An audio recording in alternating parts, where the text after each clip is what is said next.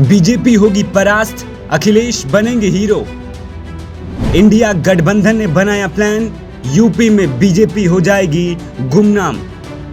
घोसी उपचुनाव ने बदल डाले गुणाभाग, यूपी की ठंडी पड़ी सियासत में लग गई आग।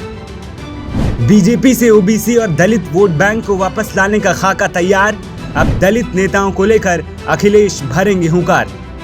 साहब ये उत्तर प्रदेश है, यहाँ की तासीर ही ऐसी है कि यहाँ आते ही नेता लोग शक्तिशाली हो जाते हैं। जिसको यूपी ने अपना लिया, समझो दिल्ली उसकी हुई। अब यूपी को अपनाने का मतलब यहाँ सबको साधने से है, जो इस बार घोसी में अखिलेश यादव ने कर दिखाया। यूपी में जातियों का जोर खूब चलता है। यहाँ गढ़े गए नारों में पहले जातीय खांचे साफ नजर आते हैं।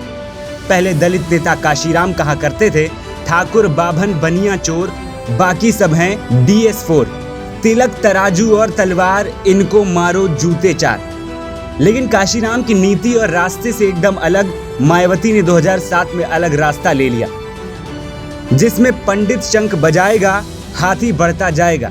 हाथी नहीं गणेश है, ब्रह्मा विष्णु महेश है के नारों के साथ विधानसभा फतह की गई। 2007 से अब 2023 आ गया है। दौर बदला, हालात बदले और राजनीति का चाल चलन भी बदल गया। शिखर पर बैठी माया तब से नीचे शून्य की तरफ ही है। उनका वोट बैंक बीजेपी की तरफ शिफ्ट हो गया है। लेकिन सपा मुखिया अखिलेश ने अब दलितों के बीच अपनी पैठ मजबूत की है। पार्टी के भीतर दलित नेताओं को मजबूत किया गया है। अखिलेश ने दलित तबके में स्थानीय स्तर पर प्रतिनिधित्व बढ़ाया है। सामाजिक न्याय की जो लड़ाई मुलायम और काशीराम ने मिलकर लड़ी थी, अब अखिलेश ने उसका मोर्चा संभाल लिया है। बाबा साहब अंबेडकर के रास्ते चलकर अखिलेश काशीराम के विचारों के साथ अब दलितों की न्याय की लड़ाई के अगुवा हो गए। अखिलेश की इस मुहिम में दलित भी उनके साथ जुड़ गए। घोसी में दलित समाज ने सपा को वोट करके अखिलेश पर अपना भरोसा भी जता दिया है। अखिलेश यादव ने दलित ओबीसी आंदोलन की बागडोर संभाल ली। बिना फर्क के बनाया हुआ सिस्टम समाज में सबको भागीदारी का हक दिलाएंगे। यानी सामाजिक न्याय की लड़ाई लड़ने वाले अखिलेश मैदान में कूद गए। अखिलेश दलित और ओबीसी के नेता बनकर उभर रहे हैं। दलितों के सपा पर भरोसे से बीजेपी घबरा गई, हैरान रह गई है, समझ नहीं पा रही है कि यकायक ये क्या हो गया। दलित समाज का वोट बैंक जो माया से खसक कर उसके पाले में आया था, अचानक मैनपुरी और घोसी के चुनावों से सपा में कैसे शिफ्ट हो गया।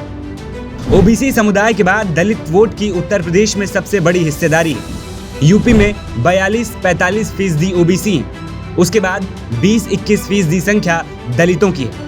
20-21% में सबसे बड़ी संख्या जाटव की है, जो करीब 54%। इसके अलावा दलितों की 66 उपजातियां हैं, जिनमें 55 ऐसी उपजातियां हैं। इसमें मुसहर, बसोर, सपेरा और रंगरेज शामिल। 20-21% को दो भागों में बांट दें तो 14% जाटव और बाकियों की संख्या 8% है। जाटव के अलावा अन्य जो उपजातियां हैं, उनकी संख्या 45 से 46% के करीब।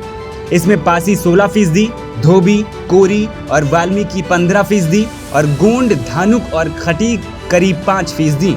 कुल मिलाकर पूरे उत्तर प्रदेश में 42 ऐसे जिले हैं जहां दलितों की संख्या 20% से ज्यादा है।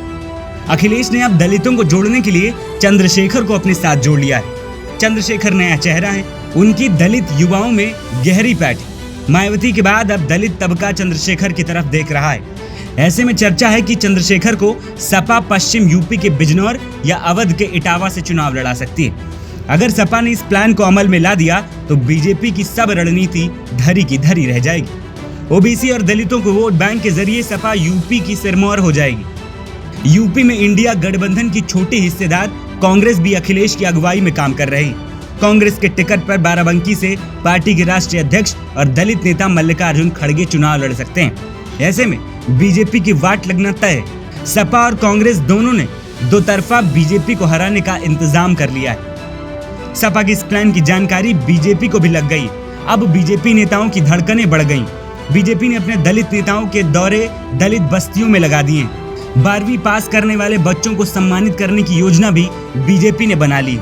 घोसी हारने के बाद से ही बीजेपी ने इंतजाम तो पूरा कर लिया है, लेकिन अब दलित तबके के रुख को देखते हुए लग रहा है कि बीजेपी की दाल गलने वाली नहीं है।